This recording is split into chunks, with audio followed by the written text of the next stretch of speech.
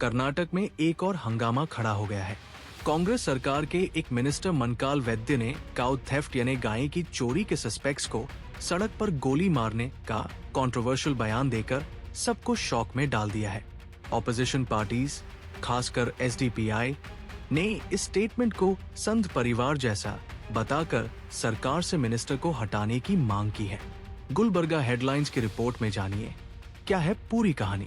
Uttara Kannada district में गायें चोरी के केसेस बढ़ने पर कर्नाटक के फिशरीज और पोर्ट्स मिनिस्टर मनकाल वैद्य ने पुलिस को सस्पेक्ट्स को सड़क पर गोली मारने का ऑर्डर देने की धमकी दी है।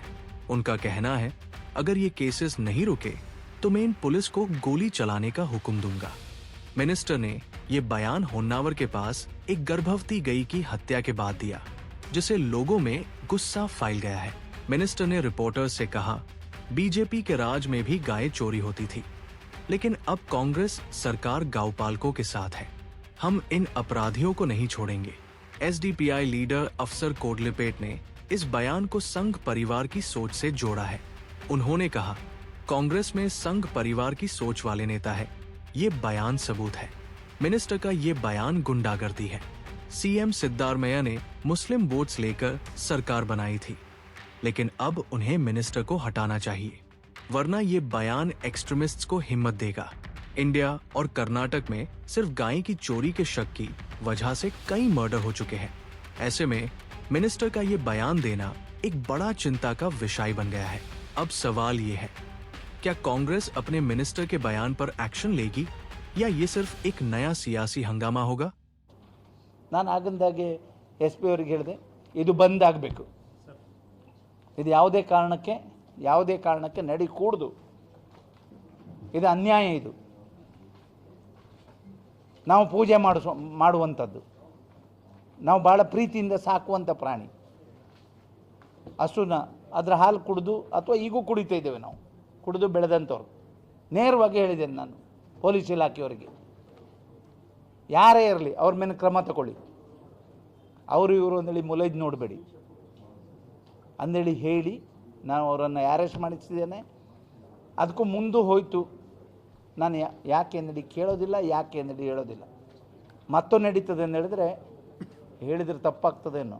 ರೋಡಲ್ಲಿ ಸರ್ಕಲಲ್ಲಿ ನಿಲ್ಲಿಸಿ ಗುಂಡು ಹಾಕ್ಸ್ತೀನಿ. ಇನ್ಮೇಲೆ ಇಂಥದ್ದಾದರೆ ಸರ್ಕಲಲ್ಲಿ ನಿಲ್ಲಿಸಿ ಗುಂಡು ಹಾಕ್ಸ್ತೀನಿ. ದುಡ್ಕೊಂಡು ತಿನ್ಬೇಕು. ಕೆಲಸ ಬೇಕಾದಷ್ಟಿದೆ ನಮ್ಮ ಜಿಲ್ಲೆಯಲ್ಲಿ. ನಾವು ಅಂಥವ್ರಿಗೆ ಸಪೋರ್ಟ್ ಮಾಡೋದಿಲ್ಲ ಯಾವುದೇ ಕಾರಣಕ್ಕೆ. ಇದು ಬಿ ಜೆ ಪಿ ಸರ್ಕಾರ ಇದ್ದವಾಗೂ ನಡೆದಿದೆ. ಯಾವ ಸರ್ಕಾರ ಇದ್ದವಾಗ ನಡೀಲಿಲ್ಲ. ಕುಮಟಾದಲ್ಲೂ ನಡೆದಿದೆ. ಏನು ದಿನಕರ್ ಶೆಟ್ಟರ ಬಿಟ್ಟು ದಿನಕರ್ ಖಾನ್ ಆಗಿಬಿಟ್ರ ಅವರು? ಮುಖ್ಯಮಂತ್ರಿಗಳು ಬಂದಿಲ್ಲ ಏನು ಮಾಡ್ತಾರೆ? ಹೋಮ್ ಮಿನಿಸ್ಟರ್ ಬಂದು ಏನು ಮಾಡ್ತಾರೆ? ಅವ್ರೇನು ಸಪೋರ್ಟ್ ಮಾಡ್ತಾರಾ? ಸಪೋರ್ಟ್ ಮಾಡೋದಾದರೆ ಹೇಗೆ FIR ಆಯಿತು, ಹೇಗೆ ಅರೆಸ್ಟ್ ಆಯಿತು? ಮತ್ತು ಈ ಕೋಪಕ್ಕೆ ಹೋದರೆ ಬೇರೆ ಆಗ್ತದೆ. ಮಾತಾಡುವಾಗಲೂ ಬಿ ಜೆ ಪಿಯವರಾಗಲಿ ಯಾರೇ ಆಗಲಿ ಮಾತಾಡುವಾಗ ಸರಿಯಾಗಿ ಮಾತಾಡಬೇಕು. ನಾವು ಏನು ಮಾಡಿದ್ದಾರೆ ಅನ್ನೋದು ನೋಡಿ ಮಾತಾಡಬೇಕು. ಟಿ ವಿಯವರು ಹಾಗೆ ಸುಮ್ಮನಿದ್ದಾರೆ. ಸುಮ್ಮನೆಲ್ಲಿದ್ದಾರೆ ರೀ? ಇಲಾಖೆ ಇರೋದು ಇದನ್ನು ಕಂಟ್ರೋಲ್ ಮಾಡಲಿಕ್ಕೆ. ಸರ್ಕಾರ ನಾನಿದ್ದೀನಿ, ನನ್ನ ಗಮನಕ್ಕೆ ಬಂದೇ ಎಲ್ಲ ಕ್ರಮ ತಗೊಂಡಿದ್ದಾರೆ. ಮತ್ತು ಕೆಲವರು ಇಲ್ಲ, ಅವ್ರ ಮೇಲೆ ಅವರನ್ನು ಈಗೂ ಸರ್ಚ್ ಮಾಡ್ತಾ ಇದ್ದಾರೆ.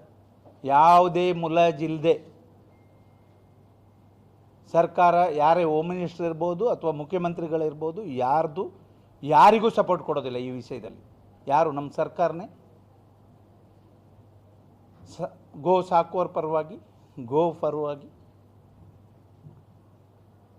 ಎಲ್ಲೂ ವ್ಯತ್ಯಾಸ ಆಗದಿದ್ದ ಹಾಗೆ ನೋಡ್ಕೊಳ್ಳುವಂಥ ಕೆಲಸವನ್ನು ಮಾಡ್ತೇವೆ. ಯಾರೂ ಭಯಪಡುವಂಥದ್ದಿಲ್ಲ. ಯಾರೂ ಭಯಪಡೋದು ಬೇಡ. ಎಲ್ಲರೂ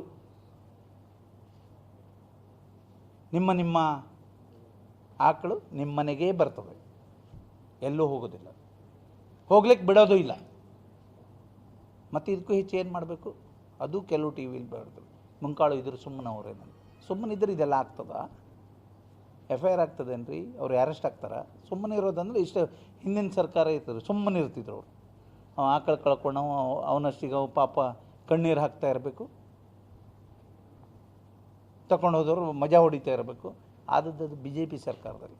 ಈಗ ಆಗೋದಿಲ್ಲ. ನನ್ನ ಆಡಳಿತದಲ್ಲಿ ನನ್ನ ಜಿಲ್ಲೆಯಲ್ಲಿ ಎಲ್ಲೂ ಅಂಥದ್ದಾಗಲಿಕ್ಕೆ ಬಿಡೋದಿಲ್ಲ, ಯಾವುದೇ ಕಾರಣಕ್ಕೆ ಬಿಡೋದಿಲ್ಲ.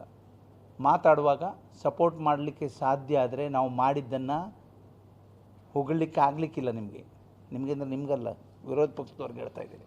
ಹೊಗಳಲಿಕ್ಕಂತೂ ಆಗಲಿಕ್ಕಿಲ್ಲ. ಯಾಕೆಂದರೆ ಅವ್ರ ಜೀವಮಾನದಲ್ಲಿ ಒಳ್ಳೇದು ಮಾಡಿದ್ದೂ ಇಲ್ಲ, ಒಳ್ಳೆ ಮಾತಾಡಿದ್ದೂ ಇಲ್ಲ.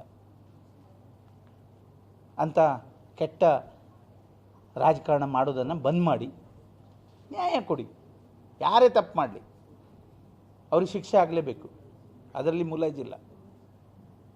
ನಾನಂತೂ ಮುಲಾಜು ಮಾಡೋದಿಲ್ಲ, ಇನ್ನು ಇಂಥದ್ದಾಗಲಿಕ್ಕೆ ಬಿಡೋದಿಲ್ಲ. ಅಷ್ಟು ಕೆಲಸ ಮಾಡಿದ್ದೇನೆ. ನಮ್ಮ ಇಲಾಖೆಯವರಿಗೂ ಅಭಿನಂದಿಸ್ತೇನೆ. ಇಲಾಖೆಯವರು ಸಾಕಷ್ಟು ಪ್ರಯತ್ನ ಮಾಡಿ ಇದನ್ನು ಅಂತ್ಯ ಮಾಡಬೇಕು ಅಂತೇಳಿ ಮಾಡ್ತಾ ಇದ್ದಾರೆ, ಅವರಿಗೂ ಅಭಿನಂದಿಸ್ತೇನೆ. ಇನ್ನೊಂದು 13 ಜನ ಆಕ್ಸಿಡೆಂಟ್ ಆಯಿತು.